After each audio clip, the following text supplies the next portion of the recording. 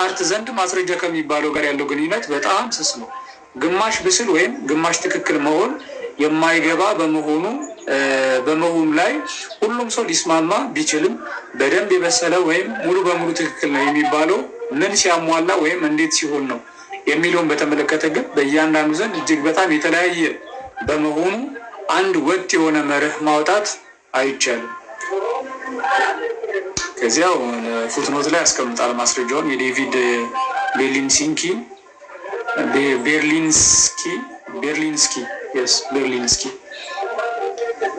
እሺ ዘ ዴቪል ዲሉዥን የሚል መጽሐፍ አለው ፔጅ 47 ላይ ያለ ፉትኖት ላይ ያስቀምጣል። ስለዚህ እስኪ ወደ ያረጋል ሀሳብ እንመለስ። ስለዚህ በቂ ማስረጃ የሚባለው ነገር የሚወሰንበት ቋሚና ፍጹም ሕግ ያለው ሳይሆን እንደየሁኔታውና የግለሰቡ ስሜትና ዝንባሌ የተለያየ ነው።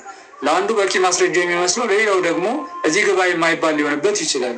በብዙ ሳይንሳዊ ቲዎሪዎች ዘንድ ያሉት የተለያዩ አመለካከቶች፣ ድጋፎችና ተቃውሞዎች አንደኛው ምክንያትም ይህ ጉዳይ ነው። በዚሁም ላይ ደግሞ ማስረጃዎቹ ኖረውም ሰዎቹ ግን ላይደርሱባቸው ወይም ላያዩአቸው ይችላሉ። ለምሳሌ በ1900 ላይ አንድ ሰው አቶሞች ሊፈለቀቁና ከእነርሱ ወደ አነሱ ነገሮች ሊፈራረሱ ይችላሉ ወይም ደግሞ የተለያዩ አቶሞች አንድ ላይ ሊጨፈለቁና አንድ ተለቅ ያለ ነገር እንዲፈጥሩ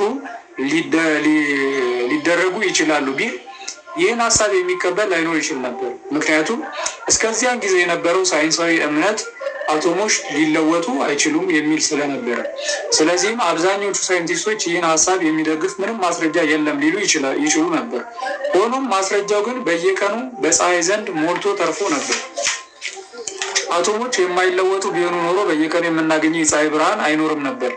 ስለሆነም የፀሐይ ብርሃን መኖር ለአቶሞች መለወጥ ጠንካራ ማስረጃ ነው። ሆኖም ማስረጃውን የተረዳው ሰው ግን አልነበረ። ስለሆነም ሰዎች አንድን ነገር አልተቀበሉትም ማለት ማስረጃ የለውም ማለት ላይሆን ይችላል ማለት ነው። አሁንም ፉትኖት ላይ ማስረጃ ይጠቅሳል። ክርስቲያኖችም የሆነን ክስተት ወይም ደግሞ ኩነት የዓለምን መኖር የህይወትን መኖር ወይም የሆነ ግላዊ የህይወት ልምምዳችንን በተመለከተ ያ ጉዳይ በሚገባ ሊብራራ የሚችለው በእግዚአብሔር ሕልውና ላይ ተመስርቶና በቅዱሳት መጽሐፍት አስተምሮ ስለመሆኑ ሲናገሩ ይህ ለእነርሱ ጠንካራ ማስረጃ መሆኑን አምኖ ነው። ሆኖም ይህንን የሚነቅፍ ሌላ ሰው ደግሞ ይሄማ ማስረጃ አይደለም ሲል እየተቃወመ ያለው በእርሱ መረዳትና እምነት መሰረት ነው። ልክ እንደ አቶሚክ ፊዚያኑ ሁሉ ማስረጃ የለውም የሚለው ማስረጃው እንደ ፀሐይ በፊቱ የሚያበራ ሆኖ ሳለ እርሱ ሊደርስበት ስላልቻለ ሊሆንስ አይችልም። በማስረጃ ያልተደገፈን ማንኛውንም ነገር ማመን ምክንያታዊ አይደለም የሚለው መርህ በራሱ እንዴት ይታያል? ምን የሚለው መርህ? በማስረጃ ያልተደገፈን ማንኛውንም ነገር ማመን ምክንያታዊ አይደለም። ይህ መርህ ራሱ እንዴት ነው የሚታየው ነው። ይህን መርህ ከምን እንከተለው ካልን መዳረሻው አደገኛ ነው። አንድ ሰው የሆነን ነገር የሚያምነው በማስረጃ መሰረት ከሆነ ማስረጃው አስተማማኝ ነው ብሎ ማመን አለበት። ሆኖም አንድን ነገር የሚያምነው በማስረጃው መሰረት ብቻ ከሆነ ለማስረጃው አስተማማኝነት ማስረጃ ሊኖረው ይገባል። ሆኖም አንድን ነገር የሚያምነው በማስረጃ መሰረት ብቻ ከሆነ ለማስረጃው ማስረጃ ሊኖረው ይገባል። ይህ ሰንሰለት ማቆሚያ ያለው አይመስልም። ምክንያቱም አንድ ነገር በማስረጃ ነው ማምነው ካልክ የሆነ ነገር ማስረጃ ቀረበለት። ያ ማስረጃ ለዛ ነገር ትክክለኛ ማስረጃ ለመሆኑ ደግሞ ሌላ ማስረጃ ያስፈልጓል ማለት ነው። ገብቷችኋል? ትክክለኛ ማስረጃ ለመሆኑ ያቀረብኩ ማስረጃ ደግሞ ትክክል እንደሆነ ትክክለኛ ማስረጃ ያስፈልጋል። ይህ ሰንሰለት መቼም አያቆምም ነው ሀሳቡ። ይህ ሰንሰለት የማያቆም ከሆነ መጨረሻው የሚሆነው አንድ ሰው ለሚያምኑ ነገር ማስረጃ ሊኖረው ይገባል የሚለውን እምነት ጨምሮ ማናቸውም እምነት ትክክል አይሁን ወደሚል ነው የሚወስደው። በቃ ማንኛውም እምነት የሚባል ነገር ሲጀምር ትክክል አይደለም። ምክንያት ማስረጃ የሌለው ይቅርና ማንኛውም ማስረጃ አለው የምትለው ለዛ ማስረጃ ራሱ ሌላ ማስረጃ ስለሚያስፈልግ ማለት ነው። ከዚህ አዙሪት መውጫው መንገድ ሁለት ብቻ ይመስላል።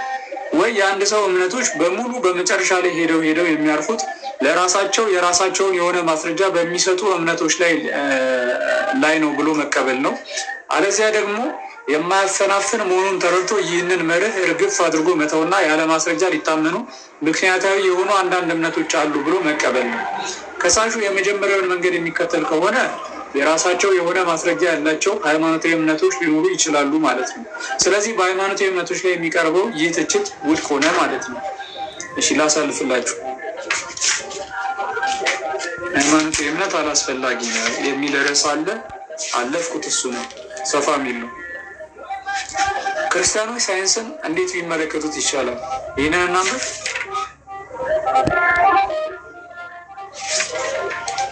አጭር ናት ይቺ። እናንብብና ክርስቲያኖች ሳይንስን እንዴት ቢመለከቱት ይቻላል። ከዛ ቀጥሎ ያለው በሳይንስ ውስጥ ያሉ ማጭበርበሮች ይላል። ይቺም ደስ የምትል ርዕስ ትመስላለች። እናንበባቸው። ክርስቲያኖች ሳይንስን እንዴት ቢመለከቱት ይሻላል? ታላላቆቹ ሳይንቲስቶች አብዛኛዎቹ ክርስቲያኖችም የነበሩ ቢሆኑም ብዙ ክርስቲያኖችም ሳይንስን በአግባቡ ሲጠቀሙበት ቢኖሩም ሳይንስ ለክርስቲያኖች ተስማሚ አይደለም ብለው የሚያስቡም አሉ። እንደዚህ ከሚሉት ወገኖች መካከል አንዳንዶቹ ምክንያታቸው ስለዚህ ዓለም መጨነቅ የክርስቲያኖች ተግባር አይደለም የሚል ነው። ከዚህ ይልቅ ክርስቲያኖች ስለ ዘላለማዊ ሕይወታቸው ማሰብና መስራት እንዲሁም ወንጌልን መስበክና መሰል መንፈሳዊ ተግባራት ላይ ሊጠመዱ ይገባል ይላሉ። ሳይንስን ሙሉ ለሙሉ የሚቃወሙ ክርስቲያኖች ማለት ነው። ክርስቲያኖች ማስቀደም ያለባቸው የማያልፈውን ሕይወት ጉዳይ መሆኑ ትክክል ነው። ሆኖም ግን ይህን ዓለም ማጥናትና ማወቅ በአግባቡ እስከሆነ ድረስ የእግዚአብሔርን ድንቅ ጥበብና አሰራር ለማድነቅና ለማመስገን ቢጠቅም እንጂ ከዘላለማዊ ሕይወታችን ጋር የሚቃረን ምንም ነገር የለውም። ጉዳዩ ከዘላለማዊ ሕይወትና ከሳይንስ አንዱን ምረጥ አይነት ከሆነ የሚመረጠው ዘላለማዊ ሕይወት መሆኑ ግልጽ ነው። ሆኖም እንደዚህ አይነት ከሁለቱ አንዱን ምረጥ የሚያሳይ ነገር እስከሌለ ድረስ ሳይንስን አይመለከተኝም ማለት ተገቢ አይደለም። ከዚህም ጋር ሁሉም ሰው በአንድ አይነት መስክ ብቻ ስለማይሰራ በሳይንስ ዘርፍ ሊሰማሩ የሚችሉና ራሳቸውንም ሌላውንም ሊጠቅሙ የሚችሉ ክርስቲያኖች ቢሰማሩ ተገቢም ጠቃሚም ነው። ሌላኛው የቅሬታ ነጥብ ደግሞ ለብዙ ክርስቲያኖች ሳይንስ በባህሪው የሃይማኖት ተቃራኒ ሆኖ ስለሚታያቸው ነው። እነዚህ ወገኖች ኢቮሉሽን እና ቢግ ባንግ የመሰሉ ጸረ ክርስትና ቲዎሪዎች በሳይንስ ስም የመጡ አይደሉምን ይላሉ። ሆኖም ችግሩ የሳይንስ የራሱ ባህሪያዊ ችግር ሳይሆን በሳይንስ ስም የሚናኙ የሐሰት ቲዎሪዎች ናቸው። ይህ ደግሞ በሳይንስ ብቻ ያለ ሳይሆን በማናቸውም እሳቤ ሆነ ተቋም ውስጥ የሚኖር ችግር ነው። ለምሳሌ በአንድ ወቅት የተዘጋጀ ምግብ ተመርዞ ሰዎችን ቢጎዳ በዚህ ምክንያት ምግብ ማዘጋጀትን አይጠቅምም ብሎ መደምደም ይቻላልን? በሳይንስ ዙሪያ ያለውም እንደዚያው ነው። የራሳቸውን ክህደትና ሌላ ዓላማ በሳይንስ ስም መፈጸም የሚፈልጉ ሰዎች የሚያደርጓቸው ነገሮች ሳይንስ በራሱ የሆነውን ነገር አይወክልም ይላል። ሰው በሳይንስ ውስጥ ያሉ ማጭበርበሮች። ይሄ ቀጣዩ ርዕስ ነው። በሳይንስ ውስጥ ያሉ ማጭበርበሮች። እሺ ረጅም ካልሆነ ላንብብላችሁ ግን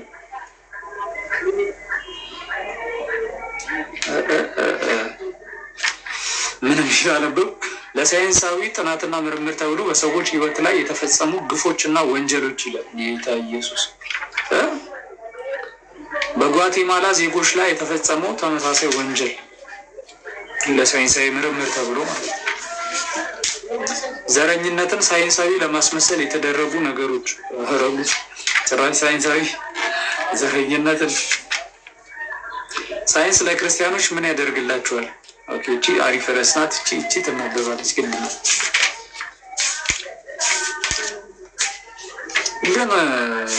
በጣም ሰፊ ነው። ትውፊት ወይስ ምክንያት? እሺ እቺኛውን እናንብብ። የተፈጸሙ በሳይንስ ውስጥ ያሉ ማጭበርበሮች የሚለው ያው ሳይንሳዊ ጥናት ተብሎ ብዙ ሰዎች ላይ የተፈጸሙ ወንጀሎችና ግፎችን የሚዳሰስ ነው በአጭሩ ማለት ነው። ሳይንስ ለክርስቲያኖች ምን ያደርግላቸዋል? እሱን ላንብብላችሁ። ድምፄ ግን ይሰማችኋል? እስኪ ኮመንት ላይ ልያችሁ።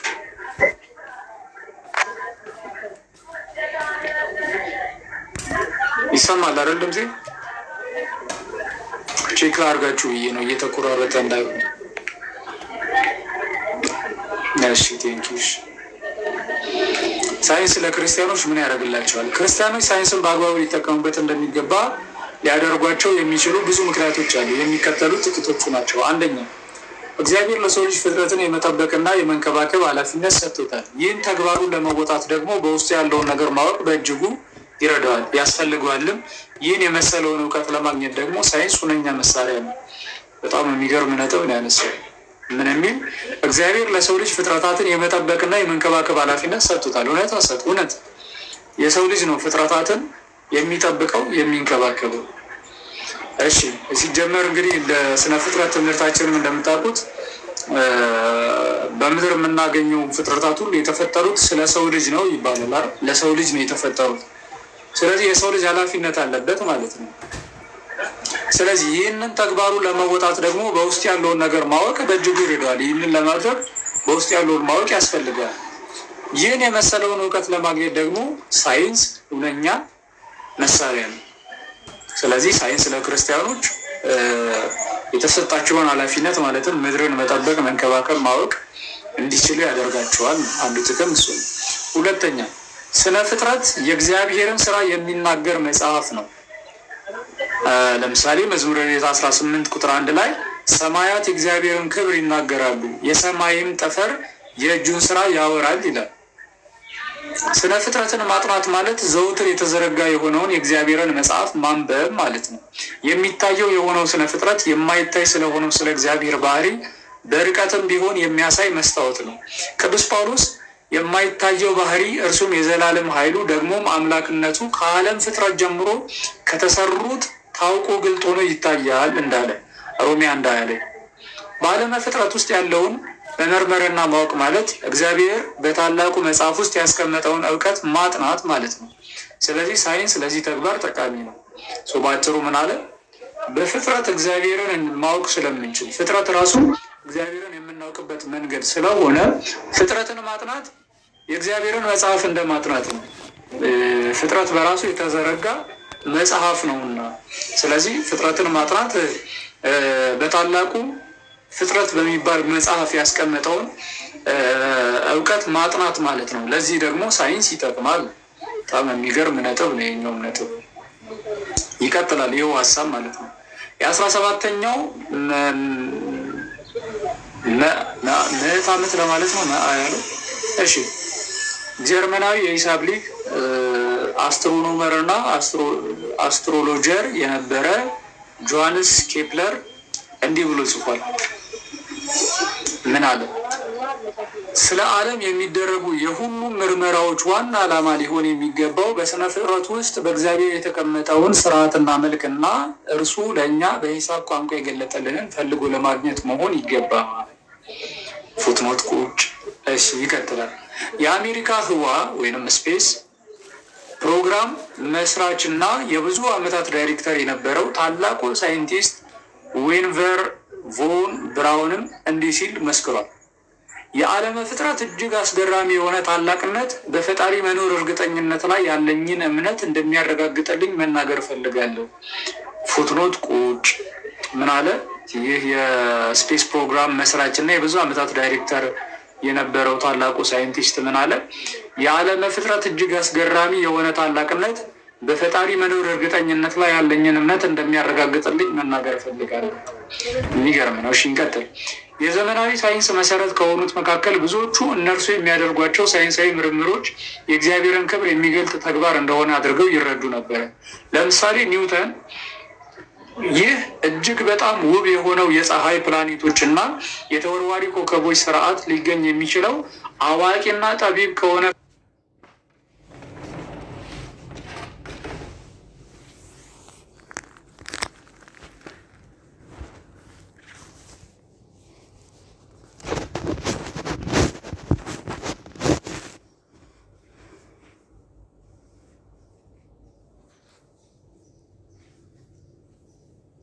ምርምሮችን ማድረግ ክርስቲያኖች እግዚአብሔር በስነ ፍጥረት ውስጥ ያስቀመጣቸውን አስደናቂ አሰራሮች እና ረቂቅ ምስጢሮች እንድናውቅና በዚህም አምላካቸውን እንዲያደንቁ ያስችላቸዋል።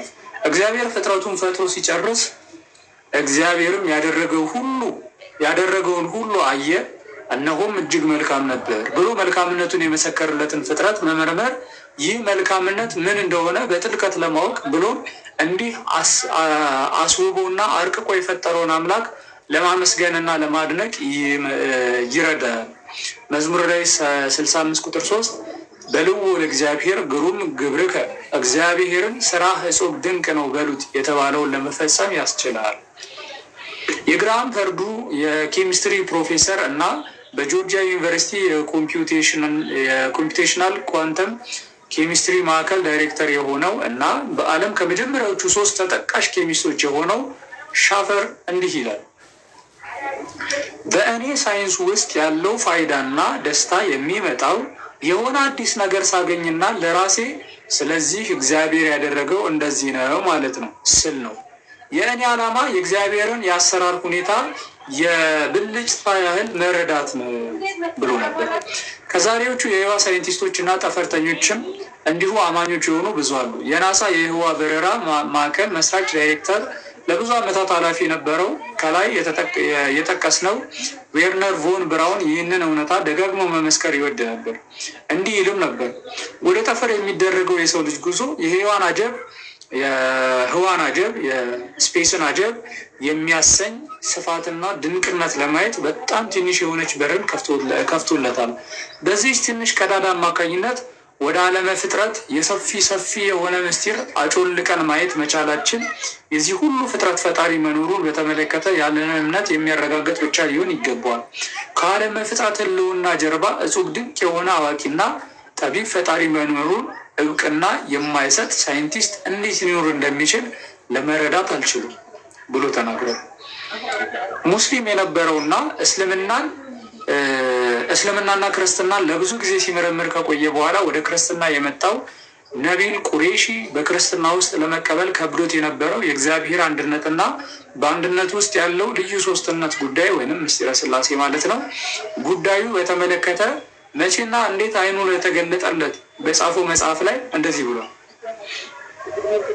እንደ ሙስሊምነቴ ከህፃንነቴ ጀምሮ የቅድስት ስላሴ አስተምሮ ሊሆን የሚችል ነገር እንዳልሆነ ሲነገረኝ ነበር ያደግኩት። ምክንያቱም ደግሞ በጣም ውስብስብና ሊረዱት የማይቻል እንዲሁም እርስ በርሱ የሚቃረን ነው የሚል ነበር። ሆኖም ግን የሰው ልጅ ዓለመ ፍጥረትን የበለጠ ባጠናና ወደ ጥልቁ ዘልቆ በገባ መጠን እጅግ አስደናቂና አስገራሚ የሆነውን ውስብስብነቱን በበለጠ ወደ ማየት ውስጥ እንገባለን። አይኖቼ በስነ ፍጥረት ውስጥ ወዳሉት ጥልቅ እውነታዎች ውስጥ በተከፈቱ መጠን ውስብስብነት የቅድስት ስላሴን አስተምሮ ውድቅ ሊያደርገው እንደማይችል ተረዳው። ፈጣሪን ለመረዳት እርሱ ከፈጠረው ፍጥረት የበለጠ ቀላል ሊሆን ይገባል እንል ዘንድ ምን ምክንያት አለን? ይልቁንም እውነታው በተቃራኒው ሊሆን ይችላል። እግዚአብሔርን ልንረዳው አንችልም። እግዚአብሔር የእኛን አእምሮ የፈጠረው እርሱ ከሆነ እርሱ ከአእምሯችን መረዳት የበለጠ መሆን አለበት። ታዲያ እርሱ እኛ እንረዳው ዘንድ ቀላልና ያልተወሳሰበ መሆን አለበት ብለን ለመደንገብ እንችል ዘንድ እኛ ማነን? በጣም የሚገርም ነጥብ ነው። ነቢል ቁረይሺ ኖ ጋድ በት ዋን አላህ ኦር ጂሰስ የሚል መጽሐፉ ላይ ፔጅ 65 ላይ ያስቀመጠው አንድ አምላክ ብቻ ነው ያለው፣ የአንድ አምላክ አላህ ነው ወይስ ኢየሱስ የሚል መጽሐፉ ላይ ማለት ነው። ነቢል በተለይ ደግሞ የቅድስት ስላሴ ምስጢር በተመለከተ በነበረበት ብዥታ ላይ ከፊቱ ብርሃን የፈነጠቀለት በአንድ የኬሚስትሪ ትምህርት ወቅት አስተማሪው ስለ ሬዞናንስ ያስተማረችው ነገር መሆኑን ጽፏል። በአንዳንድ ሞሌኪውሎች ላይ ያለው የኤሌክትሮኒኮች የተለያየ አሰፋፈር ሬዞናንስ ስትራክቸር ይባላል። አስተማሪዋ ሬዞናንስ ያለው ሞሌኪውል በእያንዳንዱ ጊዜ ውስጥ ሊኖሩት የሚችሉት ቅርጾች ሁሉንም አይነት ነው፣ ሁሉም አንዱን ነጠላ ቅርጽ ብቻ ግን አይደለም ስትል ነቢል ውስጡ ሲያብላለው ከነበረው የምስጢረ ስላሴ ጉዳይ ጋር ስለገጠመለት በእጅጉ መደነቁን ገልጿል። ነቢይ እንደዚህ ብሎ ጽፏል መጽሐፉ ላይ እብደት የመሰለን ሀሳብ ዝም ብለው በጭፍን የተቀበሉ አለመሆናቸውን ለማረጋገጥ እይታዬን ወደ ሌሎቹ ተማሪዎች አደረግኩኝ።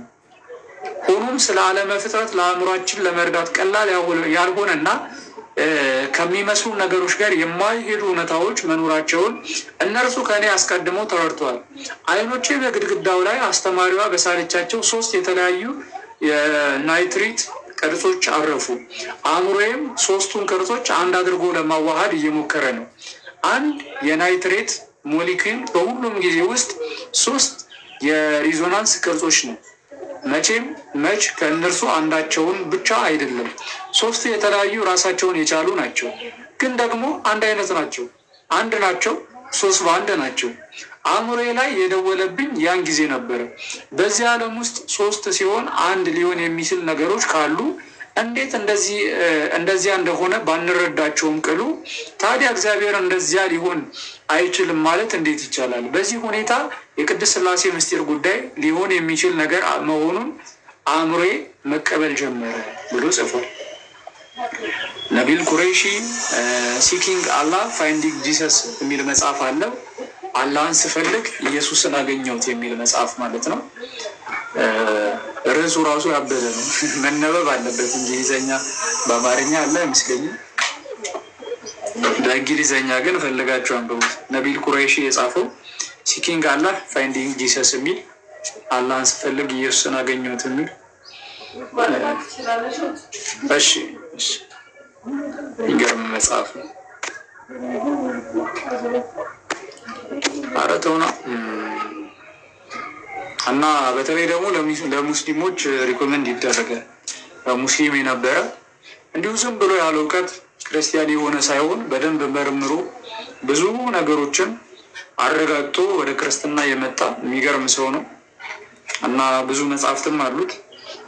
ከነዛ ውስጥ ሁለቱ እንግዲህ ኖ ጋድ በት ዋን አላህ ኦር ጂሰስ የሚል አለው። አንድ አምላክ ብቻ ነው ያለው፣ አላህ ነው ወይስ ኢየሱስ የሚል ማለት ነው። እንደገና ደግሞ ሌላኛው ሲኪንግ አላህ ፋይንዲንግ ጂሰስ የሚል አለው። አላህን ሲፈልግ ኢየሱስን አግኝቶ እና አንብቡት። አራተኛ ምክንያት ሳይንስ ለክርስቲያን ለምን ይጠቅማል? ሳይንስ ለክርስቲያኖች ምን ይጠቅማል? አራተኛ ምክንያት እግዚአብሔር የተቸገሩትን እንድንረዳ፣ የተራቡትን እንድንመግብ፣ የታመሙትን እንድንጠይቅ አዞናል። እውነት አሰት እውነት። ስነ ፍጥረትን በሳይንሳዊ መንገድ ማጥናትና የሚገኙ ውጤቶችን ለዚህ ተግባር ማዋል ሰዎችን ከፍ ባለ ሁኔታ ለመርዳት ያስችላል። ለምሳሌ በሕክምና ዘርፍ የማደንዘዣ መገኘት ለሰው ልጅ ስቃይ መቀነስና የሕክምና ስኬት ያስገኘው ጠቀሜታ በቃላት ሊገለጽ የሚችል አይደለም። ስለሆነም በሳይንሳዊ መንገድ በመመራመርና በማጥናት እግዚአብሔር ለሰው ልጅ ጥቅም ይሆን ዘንድ በስነ ፍጥረት ውስጥ ያስቀመጠውን የእጽዋትንና የማዕድናትን ኃይል በማወቅና መስተጋብራቸውንና አጠቃቀማቸውን በመለየት ለሰው ልጆች ጠቀሜታ ማወቅ ይቻላል ማለት ነው።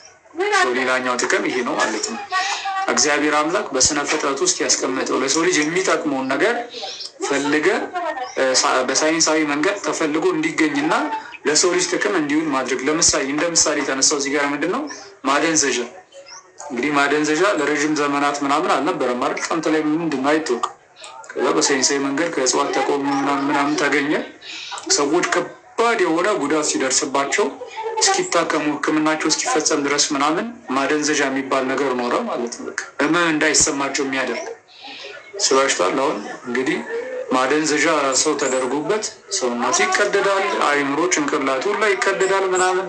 ሰውነትን ቀዶ ምናምን እዚህ ጋር ወዲህ ወዲያ ምናምን አድርጎ ላይ ይመልሱላል። አስቧል። ማደንዘዣ ባይኖር ይሄ ነገር በቃ ሊደረግም አይችልም። ሲጀመር እንደዚህ አይነቱ ህክምና ሊካሄድም አይችልም። ማደንዘዣ የሚባለው ነገር ባይፈጠር እንደዚህ አይነት ግኝት ለምሳሌ ሳይንስ ለእንደዚህ አይነቱ ግኝት ምን ብሏል? ጠቅሟል ማለት ነው። በእጽዋቱና በማዕድናት ውስጥ ለምግብነት፣ ለመድኃኒትነት፣ ለኃይል ማመንጫነት፣ ለመረጃ ማስተላለፊያነት ለመሳሰለው ሁሉ አስፈላጊ የሆነውን ክሂል የያዙ አድርጎ የፈጠራቸው እግዚአብሔር እንጂ የራሳቸውን በራሳቸው እንደዚህ አድርገው አላስገኙም። እውነት አሰጥ እውነት። እነዛ ነገሮች ራሳቸውን በራሳቸው አይደለም እኮ ያዘጋጁት። ለምሳሌ ወተት፣ ከዚህ ቀደም ሌላ መጽሐፍ ላይ ያነበብኩት ምሳሌ ነው ይገኛል። ወተት ለምሳሌ ለሰው ልጅ ዘርፈ ብዙ ጥቅም አለው አይደለ? የላም ወተት። ያንን የላም ወተት እግዚአብሔር አምላክ ነው እንደዛ አድርጎ እየሰራው እንጂ ላሚቷ አይደለችም እንደዛ አድርጎ የሰራችው አይደል? ላሚቷ አይደለችም ለሰው ልጅ ከዚህ አንጻር ጤና እንዲኖረው ብላ እሷ አይደለችም። እግዚአብሔር ነው በቃ አስቀድሞ ሲፈጠር እንደዛ አድርጎ የፈጠረው። እጽዋትም ላይ ስትመጡ እንደዛው በጣም ብዙ መድኃኒት የሆኑ እጽዋት አሉ። እነዛን እጽዋቶች መድኃኒት አድርጎ የፈጠራቸው እግዚአብሔር እንጂ እነዛ እጽዋቶች በራሳቸው ለሰው ልጅ መድኃኒት ልሁን ብለው አይደለም ራሳቸውን የፈጠሩት። ይህንን የተናገረው እንዲሁም የሰውን አእምሮ ይህንን በፍጥረታቱ ውስጥ ያለውን አቅም ከሂለ ከቢን ወይንም ፖቴንሻል እየፈለገ ማውጣትና ጥቅም ላይ ማዋል የሚችል አዋቂ አድርጎ የፈጠረው እግዚአብሔር እንጂ ማንም ሰው አእምሮውን እንደዚህ ያለ እንዲሆን አላደረግም፣ ማድረግም አይችልም። እንደነዚህ አይነት ነገሮችን ተመራምሮ ማግኘት የሚችል አእምሮ የሰጠን ማን ነው? ራሱ እግዚአብሔር ነው። ራሱ እግዚአብሔር ነው። ሁሉን ያዘጋጀው እግዚአብሔር ነው እና ስለዚህ ሳይንስ ይህንን የእግዚአብሔርን ስጦታ መጠቀም ስለሆነ ተገቢም ጠቃሚም ነው ማለት ነው። ሳይንስ ለክርስቲያኖች ይጠቅማል። በመጨረሻም ሳይንስን አላግባብ የሚጠቀሙበትና ለሰው ልጆች ጉዳት የሚያውሉት ብዙዎች ያሉ በመሆናቸው ይህን የእውቀት መንገድ ክርስቲያኖች በአግባቡ ካልያዙትና ካልተጠቀሙበት በአንድ በኩል ክፉዎቹ በሌሎች ላይ ብዙ ጉዳት ያደርሱበታል። በሌላ በኩል ደግሞ ለመልካም ነገር ቢውል ሊጠቅም የሚችልበትን እድል በመንፈግ ጉዳቱ እጥፍ ድርብ እንዲሆን ያደርጉታል። ስለሆነም ክርስቲያኖች ሳይንስን ከሩቅ ሆነው መተቸትና መንቀፍ ሳይሆን ከውስጥ ገብተው መቀደስ ይገባቸዋል። ኤቲስቶች ማንም የተማረና የሚያስብ ሰው በእግዚአብሔር አያምንም የሚለውን ሀሳባቸውን ደጋግሞ በማጮህ ብዙ የዩኒቨርሲቲ ተማሪዎችን በማሸማቀቅ ይህንን ፕሮፓጋንዳቸውን እንዲቀበሉ ሲጠቀሙበት ይታያል። ምንም ኤቲስቶች ናቸው ብዙ ጊዜ እንዲህ አይነት ሀሳብ የሚያቀርቡት። ማንም የተማረና የሚያስብ ሰው በእግዚአብሔር አያምንም የሚለውን ሀሳባቸውን ደጋግሞ በማጮህ ብዙ የዩኒቨርሲቲ ተማሪዎችን በማሸማቀቅ ይህንን ፕሮፓጋንዳቸውን እንዲቀበሉ ሲጠቀሙበት ይታያል። ይህ ስልታቸው ብዙዎች ሰዎችን እነዚህ ሳይንቲስቶች እንደዚህ የሚሉት እውነቱን ቢያውቁ ነው እንጂ ዝም ብለው እንዲህ አያደርጉም በሚል ሞኝነት ሀሳባቸውን እንዲቀበሏቸው ሲያደርጓቸው ይታያል። ሳይንስ ያለ እግዚአብሔር አስፈላጊነት ማናቸውንም ነገር መግለጽ ይችላል የሚለውን ሀሳባቸውን በማሳመን ረገድ ኤቲስቶች ብዙ ርቀት ሄደዋል። ስለዚህ እንዲህ ያለውን የውሸት ፕሮፓጋንዳ ማክሸፍና ሰዎችን መታደግ የሚቻለው ከውጭ ቆሞ በመመልከት ሳይሆን ውስጥ ገብቶ እውነትን ከሐሰት ለይቶ ማሳየት ሲቻል ብቻ ነው። የዘመናት ታላላቅ ሳይንቲስቶች የሆኑትና የዛሬውን ሳይንስ የተመሰረተባቸውንና የሚኖርባቸውን መሰረታዊ የሆኑ ህግጋት ያገኙትና የቀመሩት ሳይንቲስቶች አብዛኞቹ ይህን ዓለም በፈጠረው በእግዚአብሔር የሚያምኑ አማኞች እንጂ ኤቲስቶች አልነበሩ። ኮምፒውተሮች፣ ሞባይል ስልኮች፣ መኪና፣ አውሮፕላን እነዚህ አብዛኞቹ መሰረታቸው የተገኘው በእግዚአብሔር ፈጣሪነት የሚያምኑ ክሪኤሽኒስት የሚባሉ ማለት ነው። በፈጣሪ መኖር የሚያምኑ ሳይንቲስቶች በጣሏቸው መሰረቶች ላይ ነው። ለምሳሌ ጥቂቶቹ እንደሚከተለው እንመልከት። ሮበርት ቦይሌ የዘመናዊ ኬሚስትሪን መሰረት እንደጣለ የሚታመንለት ክሪኤሽኒስት ሮበርት ቦይሌ ነው። ይህ ሳይንቲስት ለክርስትና ጥብቅና ይቆም የነበረና ሐዋርያዊ ተልእኮን ይደግፍ የነበረ ሳይንቲስት ነበረ እያለ ይቀጥላል። ሁለተኛ አይዛክ ኒውተን የስበት ህግና የእንቅስቃሴ ህግ መኖራቸውንና አሰራራቸውን ያገኘ ክሪኤሽኒስቱ አይዛክ ኒውተን ነው። የፊዚክስ አባት የሚባለው ኒውተን አንጸባራቂ ቴሌስኮፕን፣ ካልኩለስን ከላይብኒዝ በተጓዳኝ ማለት ነው እና ሌሎች ጠቃሚ ሳይንሳዊ ስራዎችን ያስገኘ ታላቅ ሳይንቲስት ነው። ኒውተን የስበት ህግ የፕላኔቶችን እንቅስቃሴ ሊያብራራ ይችላል። ሆኖም ፕላኔቶቹን ማን እንዲንቀሳቀሱ እንደሚያደርጋቸው ሊያብራራ ግን አይችልም ብሏል። ኒውተንም ከነዚህ የሚመደብ ነው። ሶስተኛ ሚካኤል ፋራዳይ ታውቁታላችሁ መቼስ። እነዚህ ሰዎች ዓለማዊ ትምህርት የተማራችሁ ሰዎች ታውቋቸዋላችሁ። ሚካኤል ፋራዳይ የኤሌክትሪካል ምህንድስና አባት የሚባለው ፋራዳይ በብዙ የሳይንስ ዘርፎች ግኝቶች ላይ ከፍ ያለ ውጤት ያስመዘገበ ድንቅ ሳይንቲስት ነበር። የኤሌክትሮማግኔቲክ ኢንዳክሽን ህጎችን በቀመር እንዲሁም የኤሌክትሪክ ሞተሮችን፣ ዲናሞችን፣ ትራንስፎርመሮችን ለመስራት አስፈላጊ የሆነውን መሰረት የጣለ ሳይንቲስት ነው። ከዚህም ጋር የኤሌክትሮሊሲስ ህጎችን የቀመረና ሌሎች የፈጠራ ስራዎችን የሰራ ነው። በዚህ ሁሉ ላይ ደግሞ በጣም መንፈሳዊ፣ ሃይማኖተኛና በጣም ትሁት ሰው ነበረ። ከሚያገኘው ገቢ የተወሰነው ለቤተክርስቲያን ይሰጥ ነበረ። በሽተኞችን ለመጥቀም ጊዜ ይሰጥ የነበረ ሳይንቲስት ነበረ። እነዚህ እያንዳንዳቸው ባይዜ ፉትኖት አላቸው። እኔ ያለኩኝ ማነበው ፉትኖቶቹ። እሺ፣ አራተኛ ጄምስ ማክስዌል ለሞባይል ስልኮች ዋና መሰረት የሆነው የኤሌክትሮማግኔቲክ ራዲዬሽን ቲዎሪን መጀመሪያ ላይ በሚገባ የቀመረው ክሪኤሽኒስቱ ጄምስ ማክስዌል ነበር። ሌላ ብሌዝ ፓስካል ሮማን ካቶሊክ የቴዎሎጂ ሊቅ የነበረ ሲሆን ከፕሮባቢሊቲ ቲዎሪ መስራቾች አንደኛው ነው። እንዲሁም መካኒካል ካልኩሌተርንና ሃይድራውሊክ ፕሬስን ያገኘ ድንቅ ሳይንቲስት ነበር። ባሮሜትርን የሰራውም እርሱ ነው። ፓስካል ጥልቅ አማኝና የነገር ሃይማኖት ሊቅም ነበር። ሌላኛው ደግሞ ቻርለስ ባባጅ ነው። ባጃጅ ሳይሆን ባባጅ። ቻርለስ ባባጅ እሺ፣ ማን ናቸው? የሚያሰሩ ማሽኖችን የፈለሰፈው ቻርለስ ባባጅ ክሪኤሽኒስት ነበር። ፕሮግራም ሊደረግ የሚችልን የኮምፒውተር ጽንሰ ሀሳብ ያመነጨው ይህ ሊቅ ነው። ፕሮግራም የሆነ ነገር በቃ ፕሮግራም ተደርጎ ያ ፕሮግራም የሆነ ነገር እዛው ራሱን እንዲሰራ ማለት ነው። ለምሳሌ ስልካችን ላይ በጣም ብዙ ነገሮች ፕሮግራም እንደሆኑ ተጭኗል። እነዚህ ይህንን ስልክ የሰሩ ሰዎች አያስፈልጉም። ራሱ ፕሮግራም በሆነበት መንገድ ይሰራል። ስንጠቀሙ ምናምን እያንዳንዱ ነገር እዛው ላይ ይሰራል አይደል? ይህንን ጽንሰ ሀሳብ ያመነጨ እንደማለት ነው። ፕሮግራም ሊደረግ የሚችልን የኮምፒውተር ጽንሰ ሀሳብ ያመነጨው ይህ ሊቅ ነው። ስነ ፍጥረትን በሳይንሳዊ መንገድ ማጥናትና የፈጣሪያቸውን ጠቢብነትና ደግነት ለማወቅ የሚረዳ መዘጋጃ ነው ብሎ ያምን ነበር። በ1837 ላይ የመጀመሪያውን ለዘመናዊ ኮምፒውተር የቀረበ ማሽን የሰራው እርሱ ነው። ሌላኛው ደግሞ አንቷን ላቮይዚየር በእንግሊዝኛ ቢጻፉ ይቀል ነበር፣ በአማርኛ ተጽፎ በጣም ግራ የሚያገቡት። እሺ ላቮይዚየር የሮማ ካቶሊክ አማኝ ነበረ። የዘመናዊ ኬሚስትሪ መስራች የሚባል ሲሆን በመቃጠልና በአተነፋፈስ ሂደት ወይንም የኦክሲጅንን ሚና ያገኘ ነው። እንዲሁም ውሃ የኦክሲጅንና የሃይድሮጂን ውህድ መሆኑን ያገኘ ነው። ሌላኛው ወንድማማቾቹ ኦርቪል ራይት 1871 እስከ 1948 እና ዊልበር ራይት 1867 እስከ 1912 እግዚአብሔር ወፎችን እንዴት ዲዛይን እንዳደረገ ካጠኑ በኋላ አውሮፕላንን ያስገኙት ክሬሽኒስቶች ወንድማማቾቹ ኦርቪል እና ዊልበር ራይት ናቸው። እንግዲህ አውሮፕላንን ያስገኙት ክሬሽን ናቸው እነርሱ። ጆሃንስ ኬፕለር የፕላኔቶችን ዑደት ቲዎሪ የፈለሰፈው ክሬሽኒስቱ ጆሃንስ ኬፕለር ነው። ኬፕለር የእርሱን ግኝቶች የእግዚአብሔርን ሀሳብ ለመረዳት የሚረዱ ጥረቶች ሲል ገልጿቸዋል። ግሪጎር ሜንዴል ይህ ደግሞ ሌላኛው የሮማ ካቶሊክ መነኩሴ የነበረ ሲሆን የጄኔቲክስን ሳይንስ ያገኘ ነው። እንዲሁም ውርስን የተመለከተ የሂሳብ ህጎችን ያገኘ ነው። ጄጄ ቶምሰን መጽሐፍ ቅዱስን አዘውትሮ የሚያነብ የነበረ አማኝ ነበር። የኤሌክትሮንን መኖር ያገኘ ስፔክትሮሜትርን ያስገኘ ሳይንቲስት ነው። በዘመናችን በየዘርፉ ታላላቅ ስራ እየሰሩ ያሉ በእግዚአብሔር የሚያምኑና አይቲዝምንና ኢቮሉሽንን በጽኑ የሚቃወሙ በጣም ብዙ ሳይንቲስቶች ሞልተዋል። ለምሳሌ ኢቮሉሽንን በመቃወም ፊርማቸውን ያሳረፉ በሺህ የሚቆጠሩ ፕሮፌሰሮችና ሳይንቲስቶችን ማስታወሱ በቂ ነው።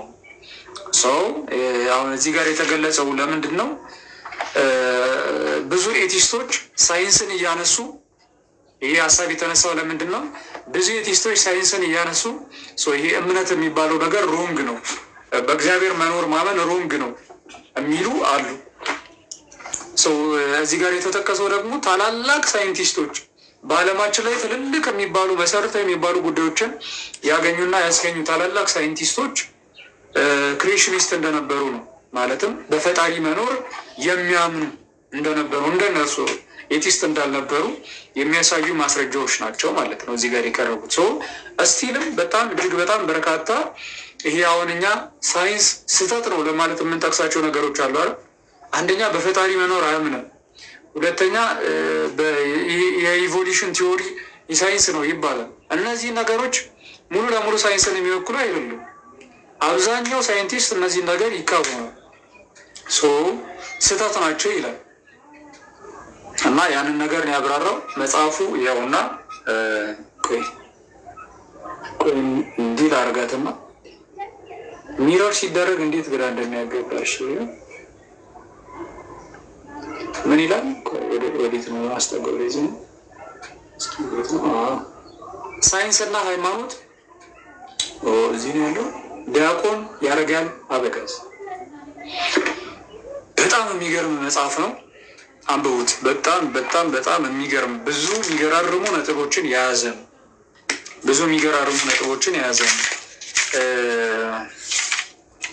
ወደ መጨረሻ ላይ ደግሞ በጣም እንትንም አለው። ፍጥረት እንዴት ተገኘ? ፍጥረት አማናዊ አይደለም ቅዠት ነው የሚሉ አሉ። ዓለም ራሱ በራሱ ተፈታ የሚሉ አሉ። ድንገተኛ ብክታ ስፖንታነስ ጄኔሬሽን የቀስ በቀስ ድንገተኛ ብቃት ግራዱዋል ስፖንታነስ ጄኔሬሽን፣ ታላቅ ፍንዳታ ግሬት ኤክስፕሎዥን፣ ፍጥረት በእድል ወይም በአጋጣሚ። ይሄኛውን ሳይንስ ላይ እንግዲህ የተወሰነ ድሮ ታጠኑ ነበር አብዛኞቻችሁ ወጣቶች እና ታውቁታላችሁ ብዬ አስባለሁ እንደነዚህ አይነት ቲዎሪዎችን እና እነዚህን ጉዳዮች በጣም በሰፊው ያብራራሉ። እግዚአብሔር ፍጥረትን ዘላለማዊ የሆነ ቁስ አካልን ተጠቅሞ ፈጠረ የሚለው አሉ። ፍጥረት ሁልጊዜም ያለ ዘላለማዊ ነው። በቃ ከዘላለሙ ነበረ ለዘላለምም ይኖራል። የሆነ ፈጣሪ የሆነ ሰዓት የመጣ ሳይሆን እንደዚህ የሚሉ አሉ። ለእነዚህ ነገሮች በርካታ መልስ ይሰጣል። ከዛ ደግሞ የክርስትና ሃይማኖት እውነት ለመሆኑ ማስረጃው ምንድን ነው የሚሉትን ማስረጃ ይሰጣል። የመጽሐፍ ቅዱስ እውነተኝነት ማስረጃው ምንድን ነው? ታሪካዊ ማስረጃ፣ ሳይንሳዊ ማስረጃ፣ አርኪኦሎጂካል ማስረጃዎች በጣም ግሩም የሆነ በተለይ ለኤቲስቶች የሚሆን በጣም ጸዴ መጽሐፍ ነው። አንብቡት። ለማንኛውም እሺ፣ እና እንዴት ናችሁ? ሁሉ አማን? እግዚአብሔር ይመስገን በጣም ደህና ነኝ። አሁን ከእናንተ ጋር ላውራ። ቡክኔም አረበጋ አምላክ ስንት ያሳየሁት ሳይንስና ሃይማኖት ዲያቆን ያረካል አበጋዝ።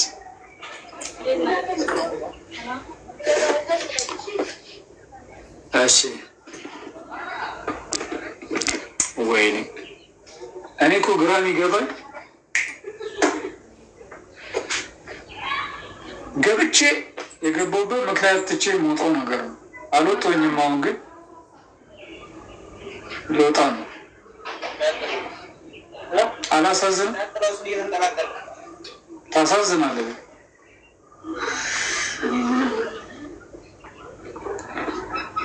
እሺ መዝሙር እንስማ እስኪ። መዝሙር የኔ ስልክ እንዳይከፍት በጋ ነው። ለምን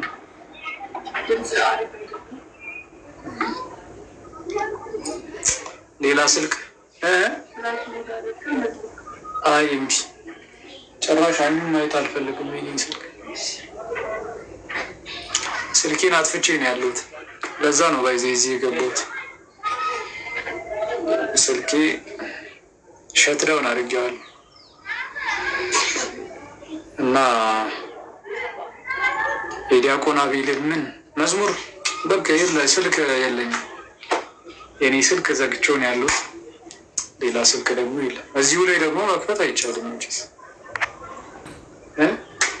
በቃ መዝሙር ይብራብን ማለት ነው ወይስ እኔ ልዘምር? ምን የሚል መዝሙር? እስኪ እኔ ሙሉ የምችለው መዝሙር አለ። ሙሉን የምችለው መዝሙር እስኪ ንገሩኝ። እሺ ለኔ እኔ ልክፈት። እሺ አሪፍ። እሺ እኔ ክፈች። እሺ ነይ ወይንማ ክፈች። ገስት ላኩና አንድ ሰው ከዛ መስሙር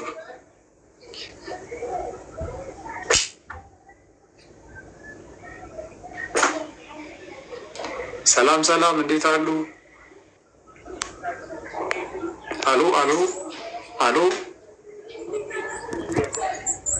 አሎ፣ ማንን እንበል? ኬት ነው? የማንን የፈለግ ከሆነ የፈለግሽው